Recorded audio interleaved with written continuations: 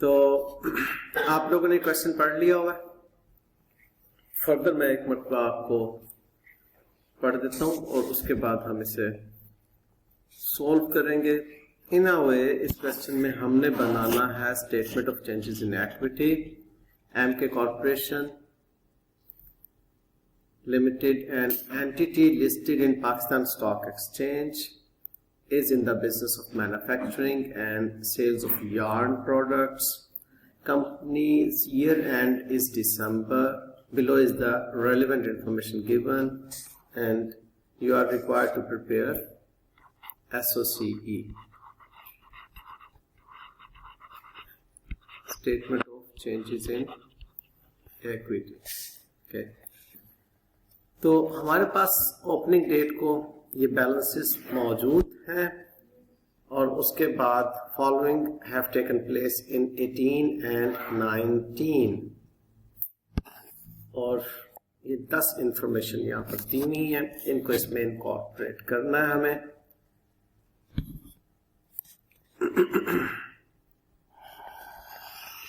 कैसे इसको आप फॉर्मेट करेंगे?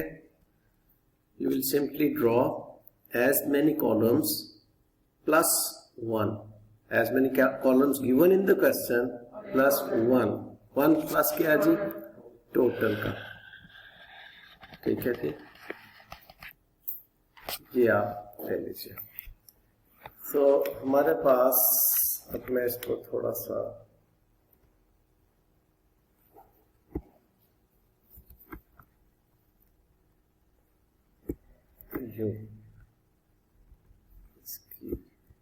कितने कॉलम्स रिक्वायर्ड है? 1 2 3 4 5 और एक 6। ठीक है जी, 1 2 3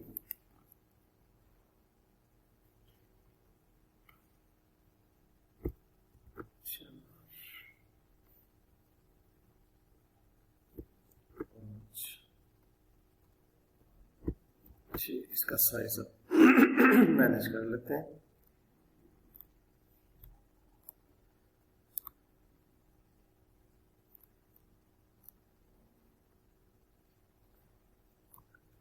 बात का ख्याल रखिएगा, बात का कोई एक एडिशनल इंफॉर्मेशन भी होती है, आपको एक आध कॉलम ज्यादा भी बनाना पड़ सकता है। वालेकुम सलाम बेटा।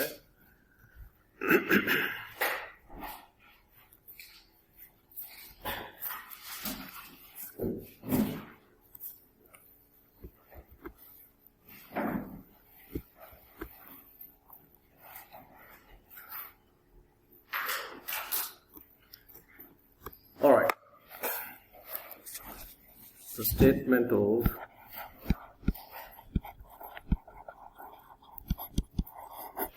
changes in equity, ये for 2018 है। इधर आप ओपनिंग बैलेंस ले लीजिए 1 जनवरी 18 का। इसको काम आगे लेकर चलेंगे, उसके बाद 1 जनवरी 19 से ऑनवर्ड्स करेंगे। कुतुबुद्दीन, आप बेटे जान बताएं मुझे कि statement of changes in equity से आपके जहन में क्या बात आती है?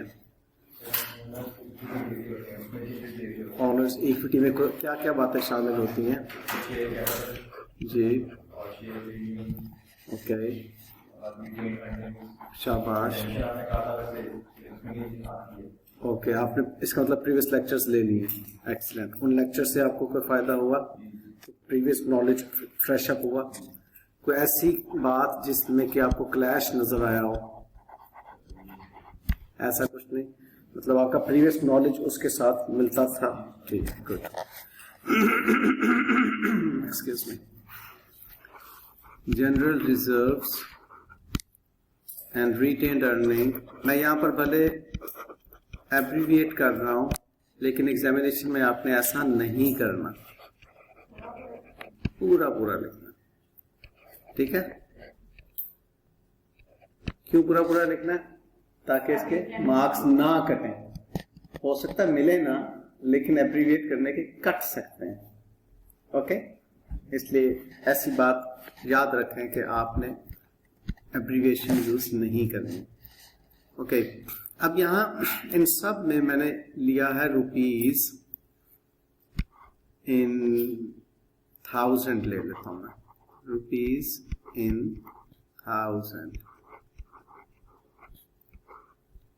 ओके। और ये मेरे पास है 25 मिलियन, इसको मैं 25,000 लिखूंगा, 7,500 लिखूंगा, 750 का रिजर्व, 18,250 की रिटेन्ड अर्निंग्स, 1500 के रीवैल्यूएशन सरप्लस। कोई स्मार्ट बच्चा इसको सम कर दे।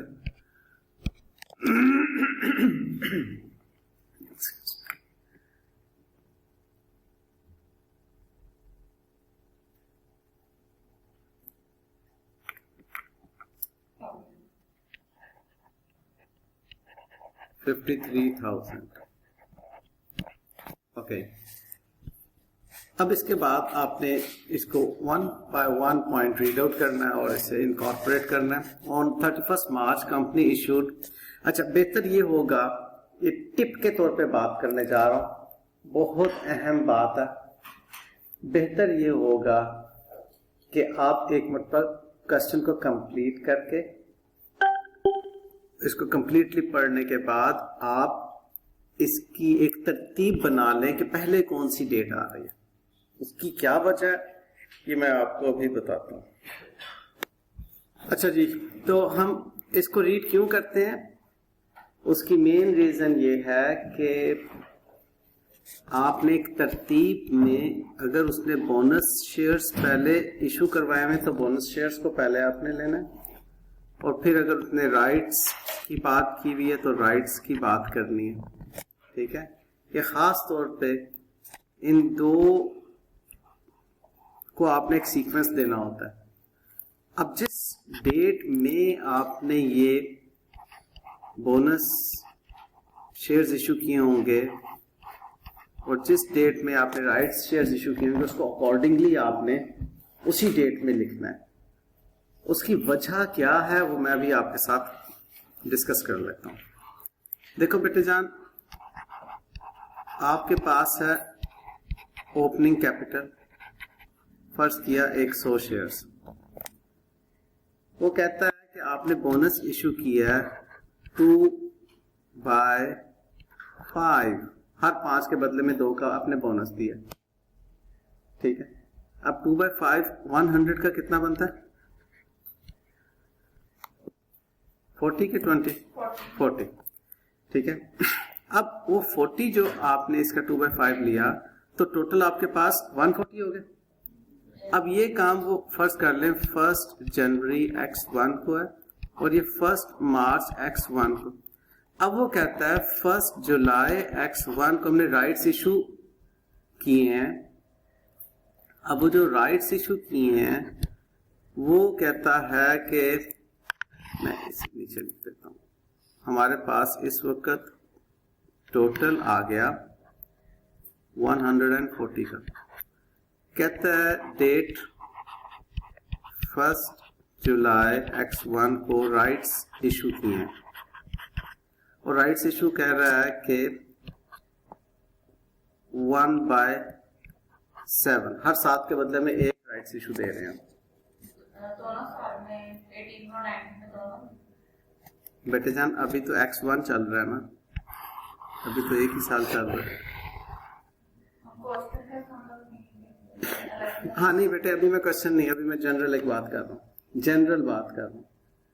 अब आप मुझे बताइए कि 1/7 किसका लेंगे, 100 का लेंगे, 140 का लेंगे? यस, इसलिए डेट सीक्वेंस उसका जरूरी है, क्योंकि जो काम हो चुका उसके बाद अब इस वक्त जो आपका नंबर है, आपने उस नंबर का 1/7 लेना है। 140 इंटू 1/7 करेंगे तो क्या आ जाएगा बेटे? 20। इधर आपने क्या किया था? 100 का आपने 2/5 किया था, ठीक बात। जो मैं कहना चाह रहा हूं मेरे बच्चों को समझ आ गई? अब ये 160 हो गया। अब नेक्स्ट अगर वो कहता है बोनस दिया है 1/10, तो इसका मतलब 1/10 किसका लेंगे? शाबाश, ये बात समझ में आ गई, अच्छे तरीके से समझ में आ गई, शाबाश। तो अब ये देखो, कहता है 31 मार्च को राइट्स इशू किए हैं, इसको हाईलाइट कर देते हैं 31 मार्च को। उसके बाद कहता है बोर्ड ऑफ डायरेक्टर्स ने अप्रूव किया इंटरिम डिविडेंड। डिविडेंड किनको मिलता है? जो उस डेट को मौजूद होते हैं शेयर होल्डर, उनको। तो ये कब उसने किया? 30 जून को। तो 30 जून को कितने शेयर होल्डर्स को डिविडेंड दिया जाएगा? अच्छा, एक और टिप की बात समझ लो, जो बातें मैं करता हूँ फालतू होती हैं, कान धरने की जरूरत होती है या ठीक है? टिप की बात क्या है? Dividend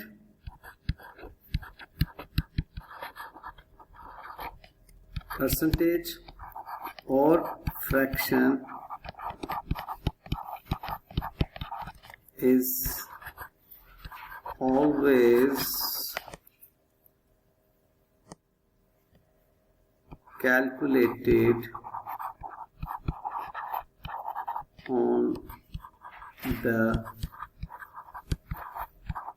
paid up share capital। ठीक है, कैलकुलेटेड कहते हैं या अप्लाइड कहते हैं, ज्यादा ब्यूटीफुल लफ्ज़ है।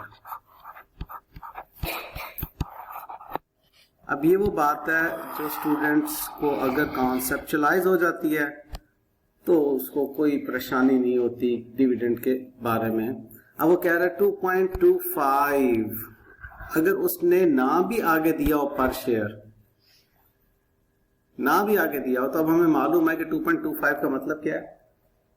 उस दिन जितने इक्विटी शेयर्स हैं उनके नंबर को 2.25 से मल्टीप्लाई कर देंगे। और अगर कहता 5%, तो 5% किस पे अप्लाई करना था? नंबर पे या अमाउंट पे? अमाउंट पे, क्योंकि हमें तो अमाउंट चाहिए ना इन रुपीस। ठीक बात? मेरी इस बात को इंपॉर्टेंस दी है कि नहीं दी? क्योंकि ये वो गलतियां हैं जो स्टूडेंट एग्जाम में करता है और फेल हो जाता है। कहता है जी फॉर्मेट आता था, सब कुछ आता था, पता नहीं मैं क्यों फेल हो गया। वो इन लापरवाहियों की वजह से। तो ये उसने 2.25 पर शेयर की बात कर दी। Annual profit for the year is 10.25 million, ये एनुअल प्रॉफिट की बात कर दी।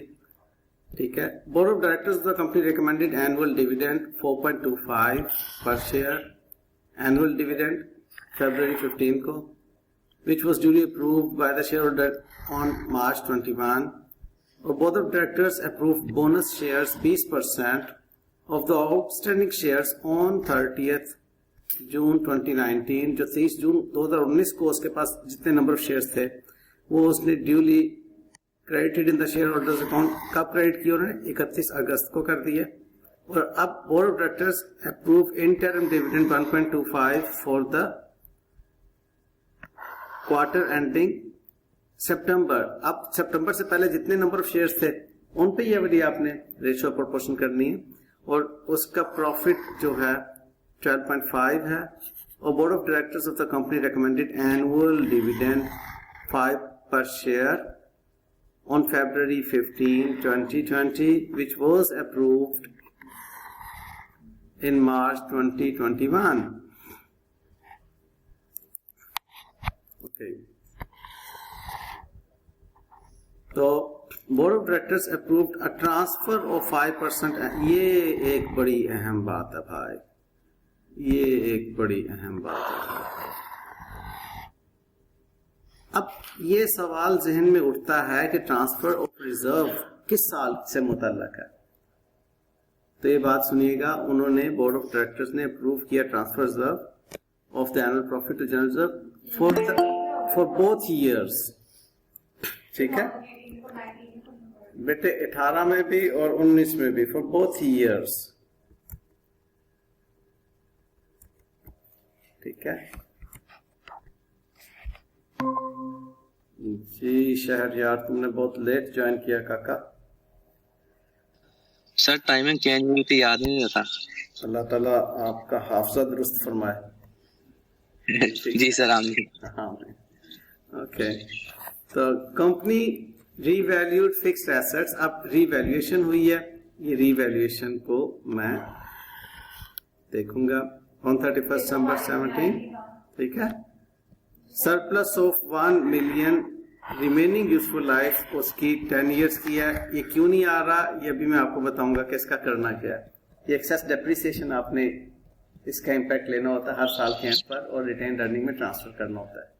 ठीक है, लास्ट लेक्चर एक्सेस डेप्रिसिएशन से मतलब बात की थी आपसे कि नहीं की थी। आज उसको मैं डिस्कस करता हूँ आपसे। अच्छा जी, आप क्विकली इसको यहाँ पर आप बताइए। आपने राइट्स इशू दिए हैं,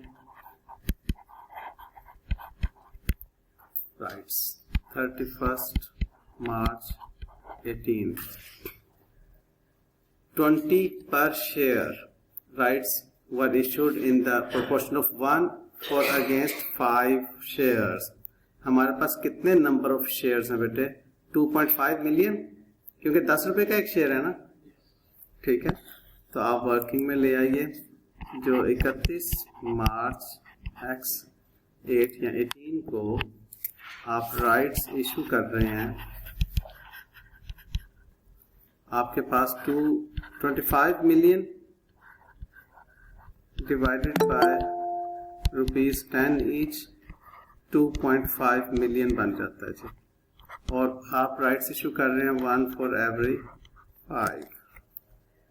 अब कौन बचा है?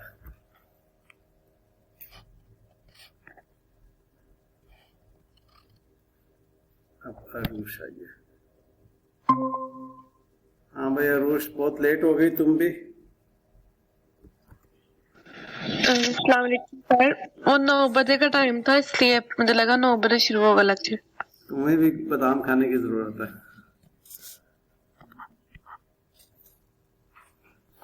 9 बजे का नहीं टाइम था बेटे, 8 बजे का था। हाँ, इसको भी बादाम खाने की जरूरत है। अच्छा, तो कितने नंबर हो गए जी हमारे इक्विटी राइट्स इशू? 500 इशू कर रहे हैं 20 रुपए के हिसाब से। 20 रुपए में 10 रुपए जो हैं वो शेयर कैपिटल के हैं और 10 रुपए प्रीमियम के हैं। ऐसा ही है बेटे जान, ये बात समझ में आती है जी? देखो बेटे, उसने कहा 20 रुपए का एक शेयर आप इशू कर रहे हैं राइट्स में। ठीक है, अब 20 रुपए तो आप मल्टीप्लाई डायरेक्ट नहीं करेंगे ना। उसकी वजह क्या है कि आपके पास 10 रुपए का एक शेयर फेस वैल्यू का है। अगर 20 में आप इशू कर रहे हैं तो यहाँ पर आपने 10 रुपए के बराबर शेयर कैपिटल में लेकर जाना है और 10 रुपए के बराबर शेयर प्रीमियम में लेकर जाना है। Point clear? ओके, अगली बात वो कर रहा है। Board of directors of the company approved interim dividend 2.25 पर share for half year. Interim dividend 30 जून को आपने दिया।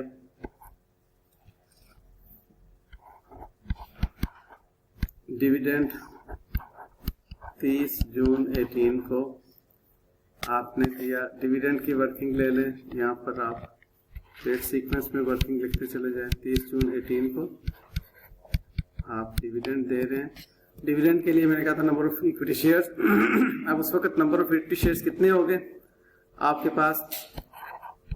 2500 पहले थे, 500 आपने राइट्स, ये ओपनिंग बैलेंस था, ये राइट्स आपने इशू किए, तो आपके पास 3000 नंबर ऑफ इक्विटी शेयर्स हो गए। इनटू 2.25 आपने इंटरिम डिविडेंड अप्रूव किया। अमाउंट क्या बनती बेटे जान? 6750। ये जी आपने 6750 का डिविडेंड दिया रिटेन अर्निंग्स में से। 6750 टोटल में भी इम्पैक्ट लेते जाइए। इधर टोटल इम्पैक्ट आएगा 10,000 के राइट्स इशू, इधर टोटल इम्पैक्ट आएगा 6750 का डिविडेंड यहां से माइनस। ठीक है, ये आपने डिविडेंड दिया। ओके, रिटेन अर्निंग आपकी रिड्यूस होती है। उसके बाद आपने एनुअल प्रॉफिट 31 दिसंबर को आपका प्रॉफिट 31 दिसंबर 18 अमाउंट है इसकी 10,250 रिटेन्ड अर्निंग में शामिल कीजिए। 10,250 टोटल में शामिल कीजिए। 10,250 रीड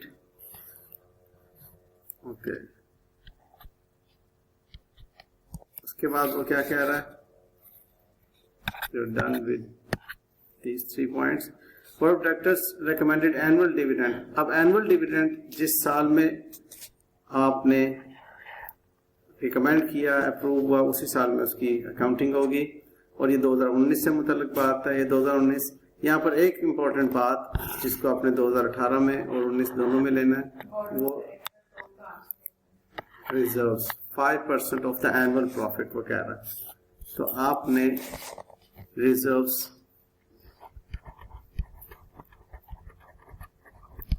5% ऑफ द प्रॉफिट, ये 31 को ही आपने साल जब खत्म हुआ करना है, 31 दिसंबर 18, 5% of the profit 31 December 18।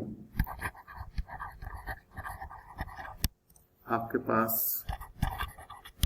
Profit था साल का 10,250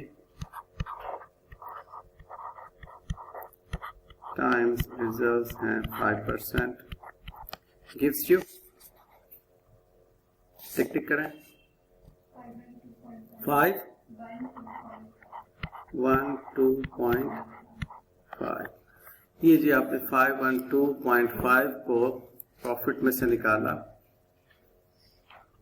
512.5 प्रॉफिट में से निकाला और रिजर्व्स में क्रिएट कर दिया 512.5, और यहाँ पे इसका कोई इम्पैक्ट नहीं आएगा। अच्छा जी, अब एक आखिरी पॉइंट जो यहाँ पर आपको मजीद देखना है, 10 नंबर 10, वो है एक्सेस डेप्रिसिएशन का। ये देख लीजिए, ये भी आपने 31 दिसंबर 18 को, इसको इंक्रीमेंटल डेप्रिसिएशन भी कहते हैं, एक्सेस डेप्रिसिएशन भी कहते हैं। IAS 16 का एक कॉन्सेप्ट है। कौन तशरीफ लाया जी? लाइबा आई है। लाइबा, तुम भी बहुत लेट हो गई हो आज भाई। हम अभी गए थे तो ट्रैफिक बहुत थी। अच्छा, फिर वापस आ गए दोबारा? कहाँ पे सर? किधर हो तुम? घर में हो? कॉमन रूम में। तो बैठे क्लास में क्यों नहीं आई हो? सर अभी देख ली थी, कुछ समझ आता ही नहीं, फिर आते हैं? बहुत लेट हो गई। जल्दी आओ क्लास में। क्लास में आके झटकियां खाओ, ऑनलाइन झटकियां नहीं खाते, ज्यादा सब नहीं होता। क्लास में आओ बेटी, शाबाश। इंक्रीमेंटल डेप्रिसिएशन IAS 16 का कॉन्सेप्ट है। किधर जा रहा भाई?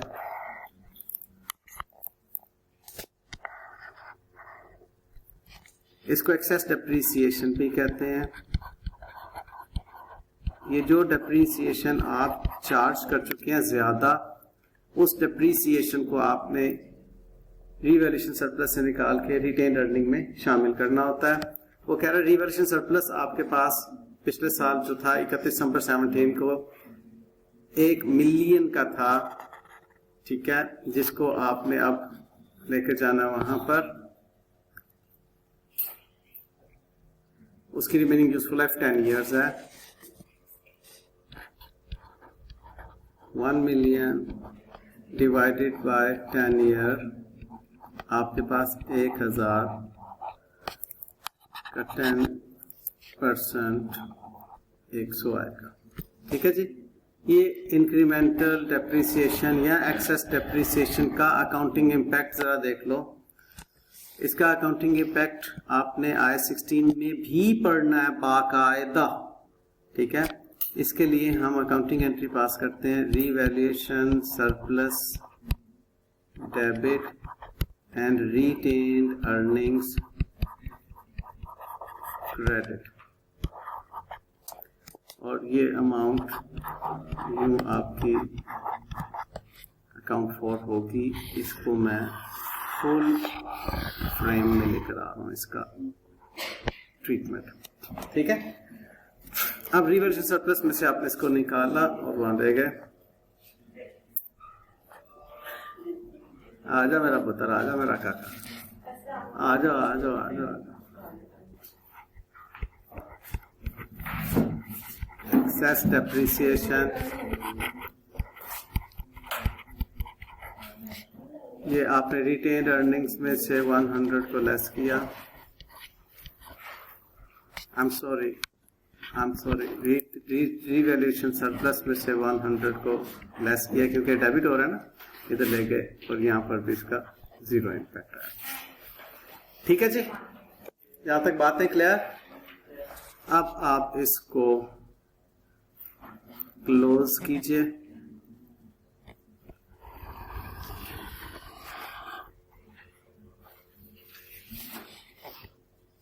और इसका बैलेंस मालूम कीजिए जो 31 दिसंबर 18 है, वही इसका balance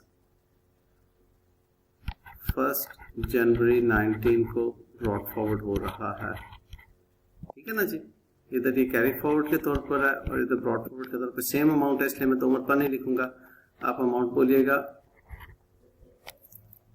30,000। Am I right? Then 12,500.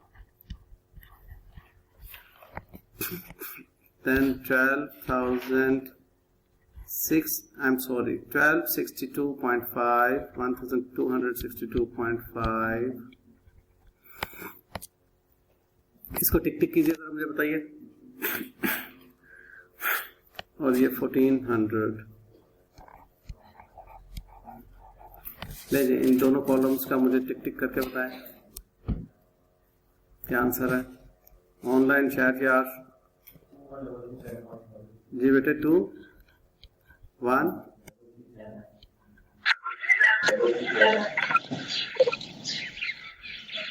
Chat यार डबल चेक करो। जी सर यही है। और टोटल कितना? अच्छा टिक टिक करें।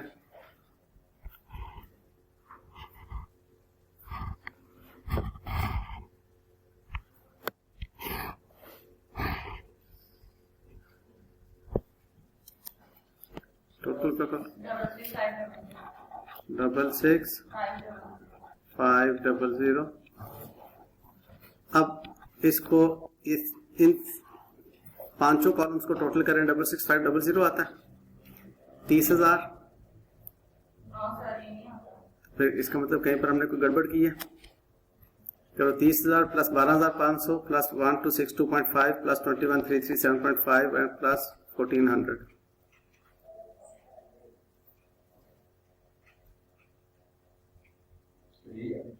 यही आता है तो अल्लाह का शुक्र अदा कर दो और आगे चल पड़ो।